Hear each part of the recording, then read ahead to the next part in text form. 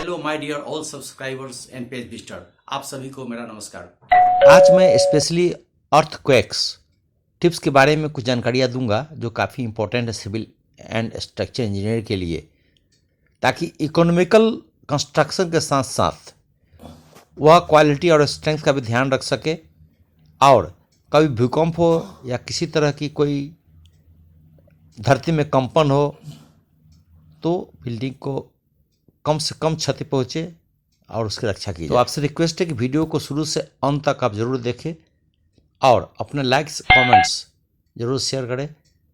आप चैनल को ज़रूर सब्सक्राइब करें ताकि आने वाला वीडियो आपको सभी टाइम पे मिलते रहे और बेल आइकन को दबाना ना भूलें। तो चलिए स्टार्ट करते हैं। जैसे आपने देखा, आप देख लीजिए, यह है 1993 में लातूर में जो कि बहुत बड़ा भूकंप हुआ था। बिल्कुल बिल्डिंग वहां तहस नहस हो गई थी।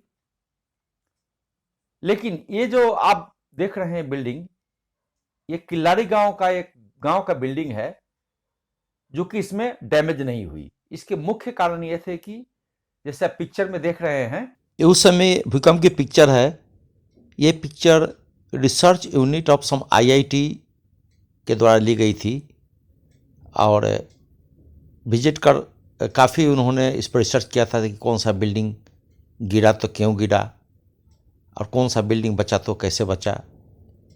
तो हम आगे देखते हैं। इसमें डैमेज नहीं हुई। बिल्डिंग वह सिंगल स्टोरी और इसमें देख रहे हैं कि लिंटल बैंड दिया हुआ है इसमें। इस कारण से हॉरिजॉन्टल लिंटल बैंड के कारण यह भूकंप के जो भी झटके हैं उसको बर्दाश्त कर गई और बिल्डिंग जस का तस रह गया। और आगे देखते हैं, ये एक बिल्डिंग देख लीजिए with no horizontal lintel band. Roof पे आपका कोई बैंड नहीं है, कहीं के पीस लिंटल लगे हुए हैं। दरवाजे के ऊपर तो ये तो बच गया, बट रूफ के ऊपर कहीं इसके लिंटल बैंड नहीं थे। तो ये सारे अर्थक्वेक के समय बिल्कुल ध्वंस हो गए। तो एक एक करके हम चर्चा करेंगे वीडियो में, पूरा आप शुरू से अंत तक देख लीजिए। तो सभी इंजीनियर्स मेरा रिक्वेस्ट है कि जब भी चाहे कम खर्चे में लागत में बनाए या ज्यादा खर्चा में हो, बट कुछ अर्थक्वेक के जो टिप्स है उस पर जरूर ध्यान दें, ताकि बिल्डिंग बुरे दिनों में किसी तरह का बम धमाका हो या कोई अर्थक्वेक हो या कोई जर्किंग हो, इसमें हमारे बिल्डिंग को रक्षा हो सके। जैसे बिल्डिंग में प्लिंथ बैंड आप जरूर दे, रूफ बैंड दे, और कम से कम जो कंक्रीट की जो आपका क्वालिटी है M20 में रखे। M20 का यह अर्थ हुआ कि द कंक्रीट की जो क्वालिटी है आईएस कोड 456/2000 के अकॉर्डिंग रखे, जो कि अमेंड हो चुका है। पहले M15 थी, अब M20 हो गया है। इसका यह अर्थ हुआ कि 20 न्यूटन पर mm² after 28 days of cube test. एक सीमेंट, 1.5 बालू और 3 एग्रीगेट, ये आपकी रेशियो बनती है। तो इसको मिनिमम मेंटेन करें। सही है। सैंड में भी देख लीजिएगा कि सैंड में आपका किसी तरह की कोई डस्ट पार्टिकल नहीं हो। 7% तक तो अलाउ है, बट वो ज्यादा अलाउ नहीं हो, ज्यादा क्ले उसमें नहीं हो। अगर ज्यादा उसमें आपको बड़े बड़े गिट्टी लग रहे हैं उसमें है तो उसको एक बार स्क्रीनिंग कर लीजिए काम में लगाने के पहले। सैंड को, सीमेंट आपकी फ्रेश होनी चाहिए। सीमेंट का आप डेट देख लीजिए, कब मैन्युफैक्चर हुई। पुराना सीमेंट कभी नहीं लगाए क्योंकि इसकी स्ट्रेंथ घट जाती है उम्र के साथ साथ। तो इस चीजों का आप ध्यान रखें। जब भी M20 या सीमेंट मोर्टार बनाए या कंक्रीट मोर्टार बनाए तो सीमेंट को हम जांच परख करके ही डालें। मेरा जो टॉपिक है स्पेशली अर्थक्वेक टिप्स के बारे में है, तो ज्यादा हम अर्थक्वेक टिप्स के बारे में ध्यान देंगे। मैं थोड़ा सा कंस्ट्रक्शन प्रोसीजर के बारे में बता दिया। हार्ड जब भी पार्टीशन आप दे, तो जब भी 4th लेयर है आपकी, 4थे लेयर पर आप हुप आयरन दे और सीमेंट मोटार, जो आपकी ब्रिक वर्क में ब्रिक मोटार होती है, सीमेंट मोटार, वो हमेशा 1 और 3 रखे। 1 सीमेंट और 3 सैंड, कोर्स सैंड में रखे या मीडियम सैंड रखे, फाइन सैंड यूज नहीं करे ब्रिक वर्क में। और जैसा अभी मैंने बताया, एवरी 4th लेयर पर एक लोहा दे दे 6 mm का, या हुप आयरन मिलता है बाजार में जो फ्लैट होती है 5 mm की, 5 mm बाई 20 mm, एक फ्लैट दे दे आप, या 6 mm का 2 रॉड दे दे हर एक 4th लेयर पर, तो भी आपको एक वो बैंड बन जाएगा, हॉरिजॉन्टल बैंड। तो ये आपकी बिल्डिंग को बचाएगी। आइए आगे देखते हैं। कोई भी आरसीसी बैंड देते समय मुख्यतः यह ध्यान रखें कि उसकी लेयर हॉरिजॉन्टल हो। एक हम प्लिंथ लेवल पर देते हैं, तो प्लिंथ लेवल जैसे ग्राउंड लेवल से 1.5 फीट 2 फीट 3 फीट तक हो सकती है, कोई 1 मीटर पर भी रखते हैं, जहां पर आपकी फ्लोर कास्टिंग होती है।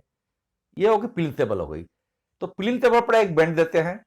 In one of my project, I found that the quality of soil was poor.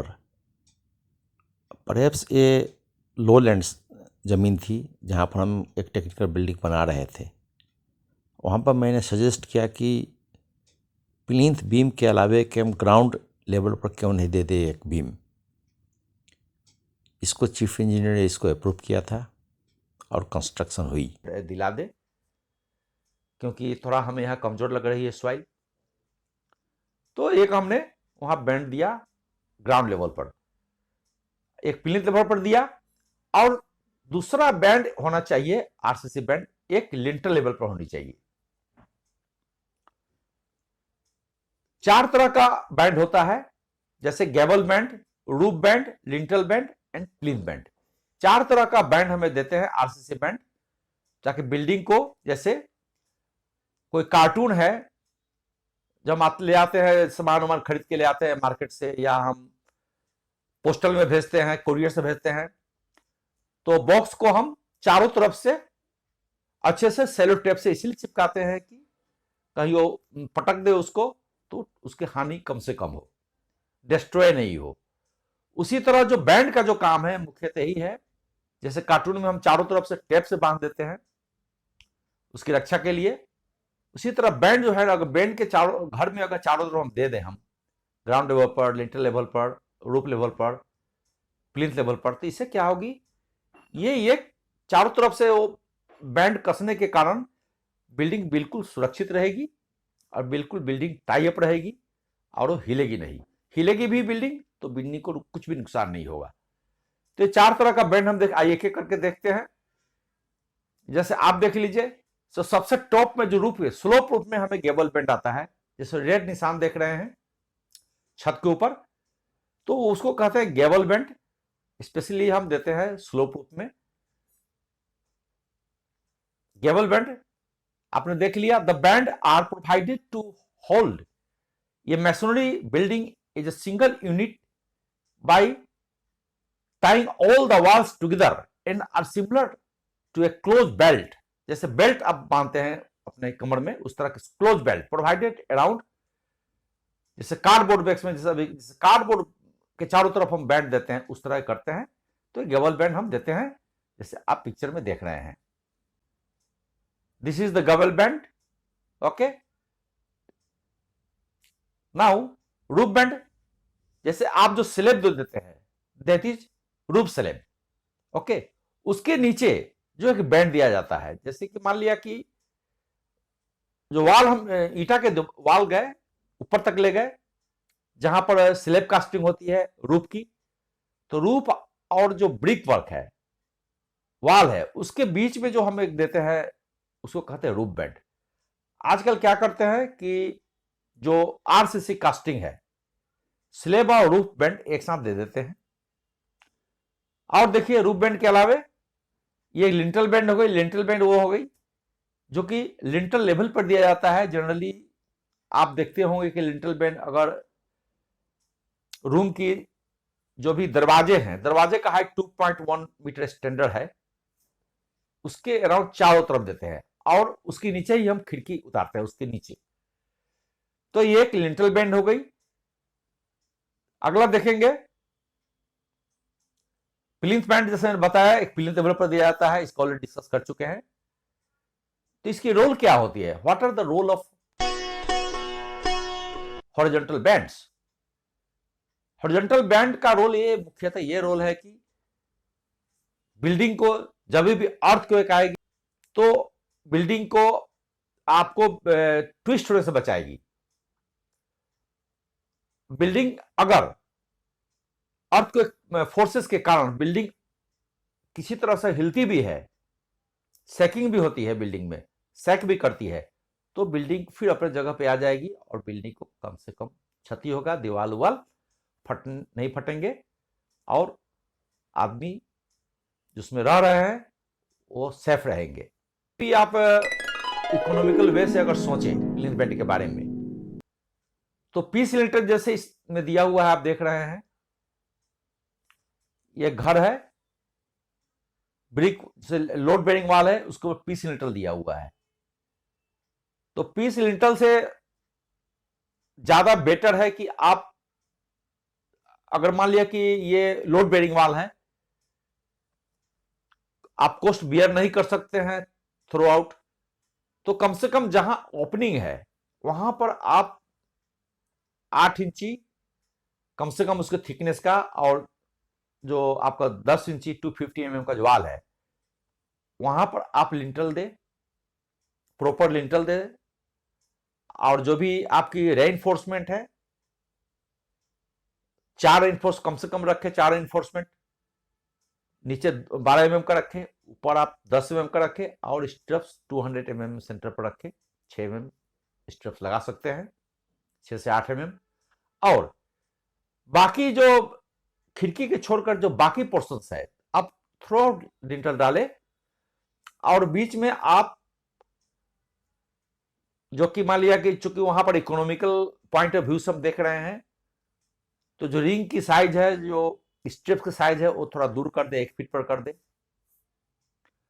और 12 mm आप नहीं दे करके वहां 8 mm, 2 बार नीचे 8 mm दे, ऊपर दे 6 mm का और 1 फीट पर आप रिंग लगा दे, तो इससे आपकी इकोनॉमी भी हो जाती है, प्लस चारों तरफ बैंड को एक जो लिंटल हमारे जो पीस लिंटल जो बने हुए हैं सबको जोड़ते हुए एक थ्रू आउट लिंटल बना दे, तो इससे भी बिल्डिंग की हमारी काफी मजबूती आती है। जैसे मैंने ये एक सैंपल दिया है लिंटल का, इसमें दिखाई रहा है कि जो मेन आप देख रहे हैं ड्राइंग, ये आप जो ओपनिंग है, मेन ओपनिंग सब वहां पर डालें और बाकी जगह के लिए आप जो कि बार की डाया है, रेनफोर्समेंट डाया है, उसको कम करते हुए और स्ट्रप्स को स्पेसिंग बढ़ाते हुए आप लिंटल डाल सकते हैं। जैसे यहां देख लीजिए, जैसे 5 इंची का वाल है, इसमें बेंड डाला हुआ है, अगर ये बेंड आप थ्रू आउट डालते हैं तो काफी सहूलियत हो जाएगी। ये देखिए, ये एक डाला हुआ है, this is called the plinth band. Plinth के ऊपर एक बेंड डाला है, चारों तरफ बेंड डाल दिए हैं इसलिए क्योंकि ये बिल्डिंग को सेफ रखेगा अर्थक्वेक के समय। अगर आप रेनफोर्स ब्रिक वर्क जैसे 5 इंची की दीवार है तो हर एक 4th लेयर पर आप बेंड डालें और जैसे कि आप देखें इस ड्राइंग में एक प्लिंथ लेवल पर दिया हुआ है, आरसीसी बीम दिया हुआ है, this is also called plinth band. Hoop iron कैसे देते हैं, जो कि 5 इंची जो भी आपकी ब्रिक वर्क है उसमें हर एक 4th लेयर पर ये हुप आयरन देने का एक आइडिया है।